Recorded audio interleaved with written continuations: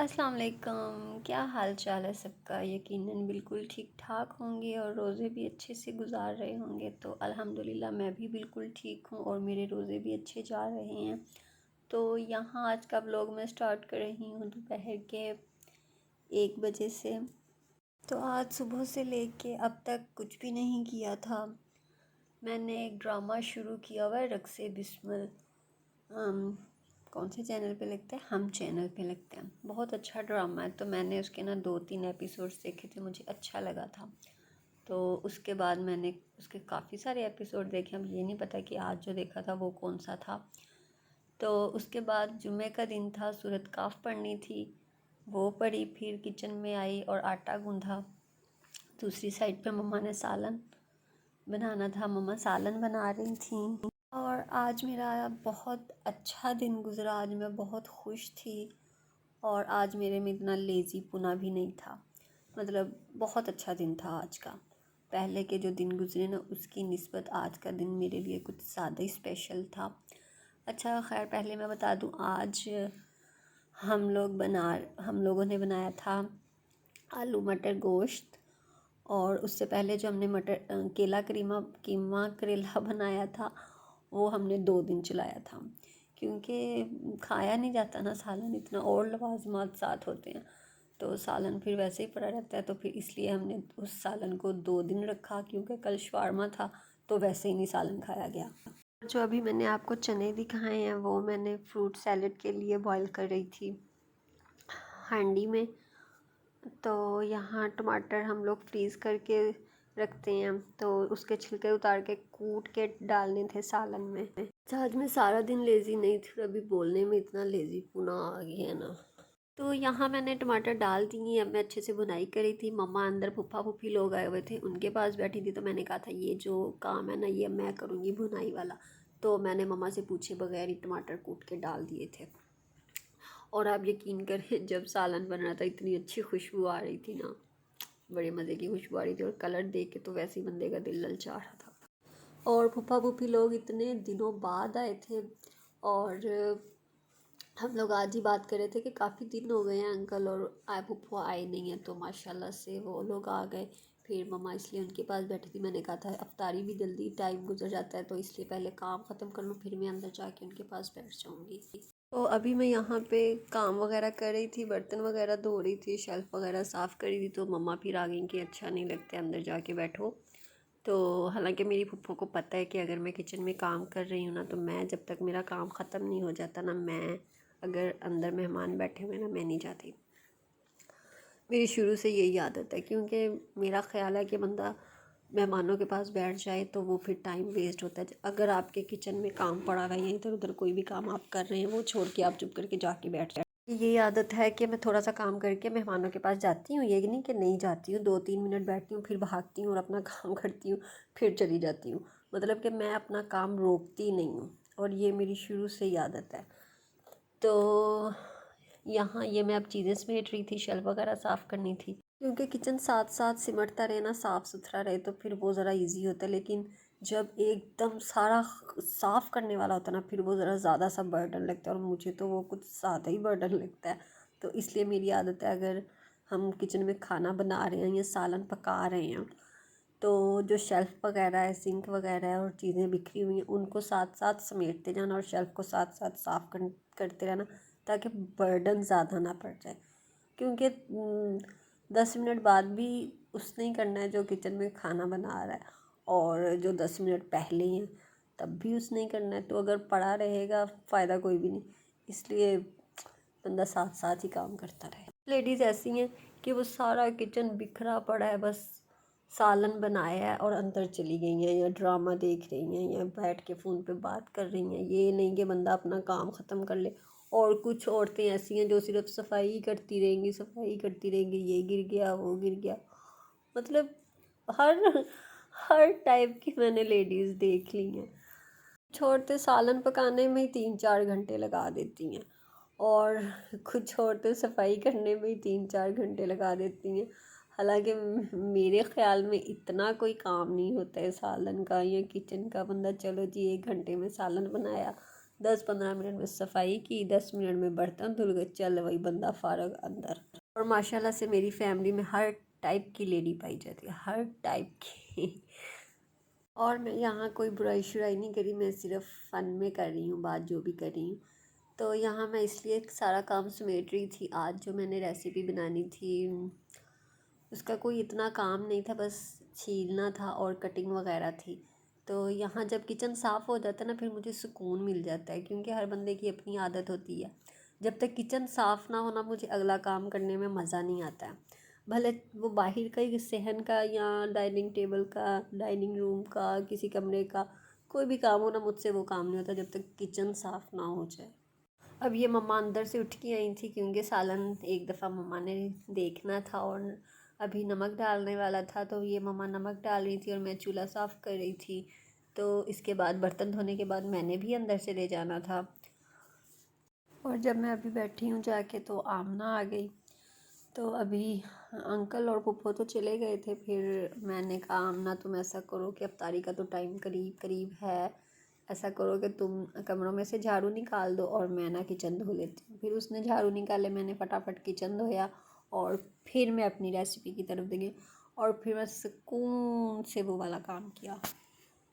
और आज भी मैंने असर की नमाज़ बहुत लेट पढ़ी थी।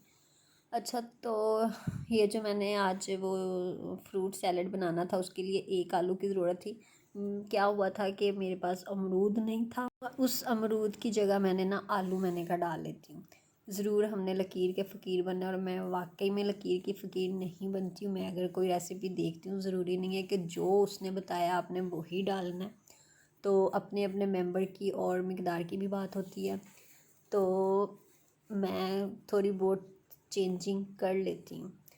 तो आलू इसलिए मैंने पहले छील लिया, क्योंकि जिसमें मैंने चने रखे हुए थे ना, ये आलू मैंने छील के काट के उसमें डाल दिया था, ताकि वो उसी में गल जाए, अलग से ना कोई और बर्तन लेना पड़े। और जब चने रखे थे तो 4 घंटे लगे थे चने गलने में, तो अभी भी वो इतने सही तरह से गले नहीं थे। तो मैंने वैसे रात के भिगो के रखे हुए थे मीठा सोडा डाल के। अच्छा, तो यहाँ साबूदाना दूध बनाने के लिए साबूदाने वाला शरबत, साबूदाने वाला दूध है, क्योंकि उसमें दूध होता है तो साबूदाने वाला दूध ही हुआ ना। तो मैं साबूदाना भिगो के रख रही थी, क्योंकि इसको भी एक घंटे तक के लिए ना भिगो के रखना होता है, फिर हल्का सा बॉईल करना पड़ता है, ज़्यादा नहीं। तो बस ये मैं भिगो के रख रही थी। इसको पहले मैं अच्छे से धो लेती हूँ और फिर जिस पानी में पकाना होता है उसी पानी में भिगो के इसको रख देती हूँ, ताकि इसी पानी में इसको ना वो एक बॉयल आ जाए, बस एक, ज़्यादा नहीं। तो जी जनाब, ये आ गई मेरी रेसिपी, यूट्यूब से ही ली है। अच्छा खैर, यहाँ मैंने 2 सेब लिए, 1 टमाटर, प्याज आपके सामने है छोटा सा, 1 खीरा, 3 केले और शिमला मिर्च बड़ी नज़र आ रही है, लेकिन मैंने इसको बहुत थोड़ा लिया था। चने, आलू और कॉकटेल, फ्रूट कॉकटेल, इमली सॉस, इमली की चटनी। बादाम जो थे वो गार्निश के लिए थे। यहाँ मैंने पहले सारे फ्रूट को छील लिया था एक ही दफ़ा और फिर कटिंग करना शुरू किया था। और इतनी बारीक भी कटिंग नहीं की है और इतनी मोटी कटिंग भी नहीं की, इतनी की है कि हम सब इजीली ना चबा सकें, क्योंकि पापा का थोड़ा होता है, तो इसलिए मैंने ज़रा हिसाब से कटिंग की, और कोई इतना चूरा भी नहीं किया है, मतलब इतनी बारीक नहीं है, नॉर्मल साइज़ की सारी कटिंग की थी। मेरा दिल करता है मैं डेली कोई नई से नई रेसिपी तैयार करूं, बनाऊं, लेकिन हम लोग ना इतना खाते नहीं हैं। अगर जैसे कि ये फ्रूट सैलड बन रहा है ना, इसके साथ अगर पकोड़े होंगे तो ये बिल्कुल 2-2 चम्मच खाया जाएगा और एक एक पकोड़ा खाया जाएगा। तो हम लोग कोशिश करते हैं एक ही चीज़ बनाएं, ताकि वो ज़रा सही तरीके से खाई जाए, और फिर रात में रोटी भी ली जाए, उस मतलब रोटी भी खाई जाए। रोटी खाना बहुत ज़रूरी है। अभी रामीन मेरे पास बैठी है, जाग रही है, उससे भी नींद आना शुरू हो गई है और मुझे भी नींद आना शुरू हो गई, और मैं कह रही हूँ कि मेरी वॉइस ओवर हो जाए और मैं वीडियो अपलोडिंग पे लगा दूँ ताकि सुबह तक हो जाए। तो यहाँ मैं फटाफट ये सब कुछ कटिंग कर रही थी।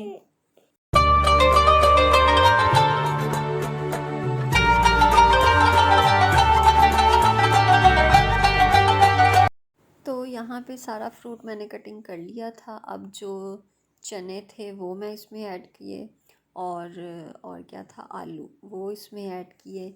चने भी कोई इतने ज़्यादा नहीं थे, हम 4 मेंबर्स के लिए इनफ थे, और इसमें से फिर हमने आमना के लिए भी 1 कटोरी दी थी।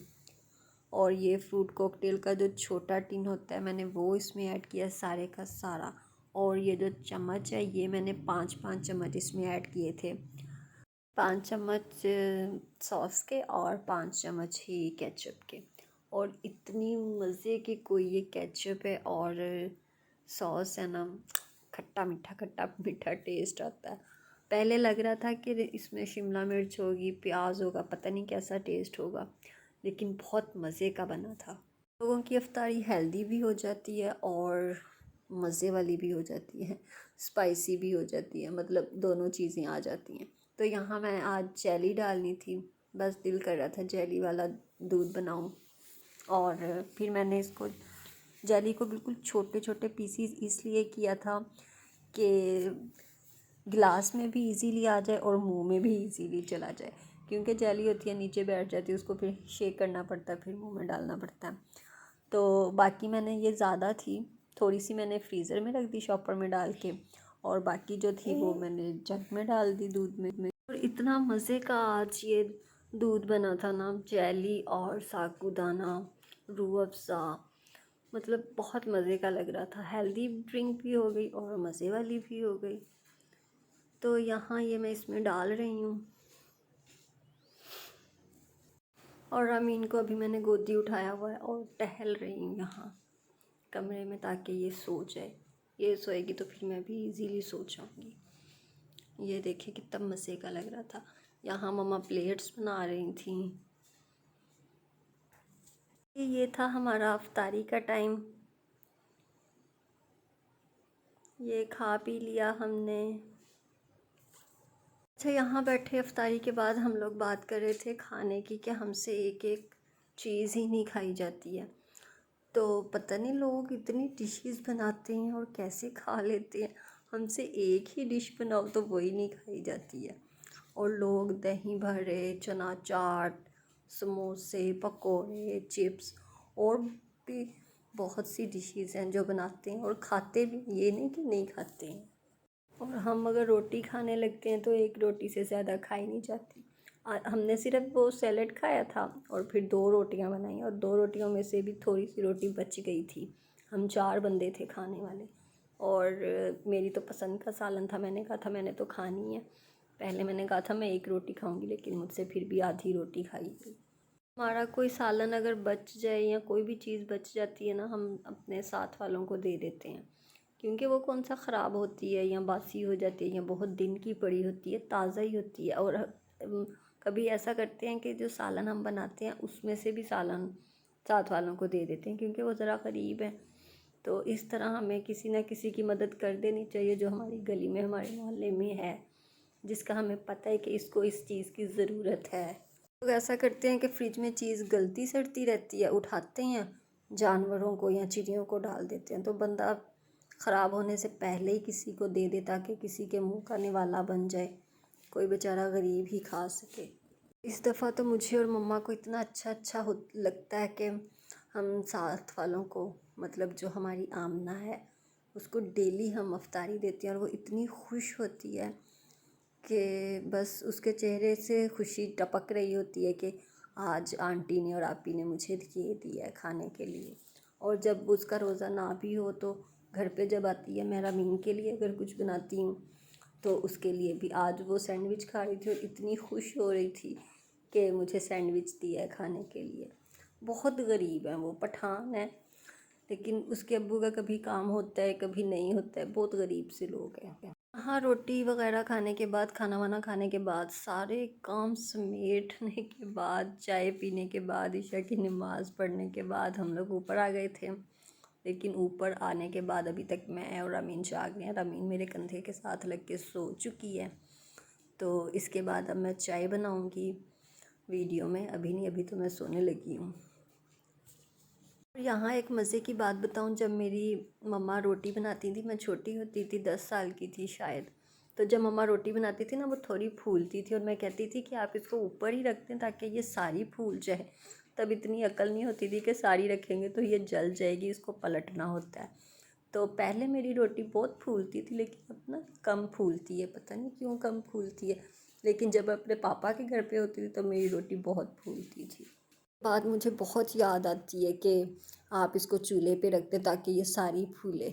तो यहाँ अब चाय भी बन गई थी, रमीन का दूध भी बन गया था, चाय वगैरह, ये मेरी चाय तो मेरे पास थी। तो बस आज का व्लॉग इतना सा था। अगर आपको अच्छा लगे तो इसे लाइक कीजिएगा, चैनल को सब्सक्राइब कीजिएगा। मिलते हैं कल। अल्लाह हाफिज़।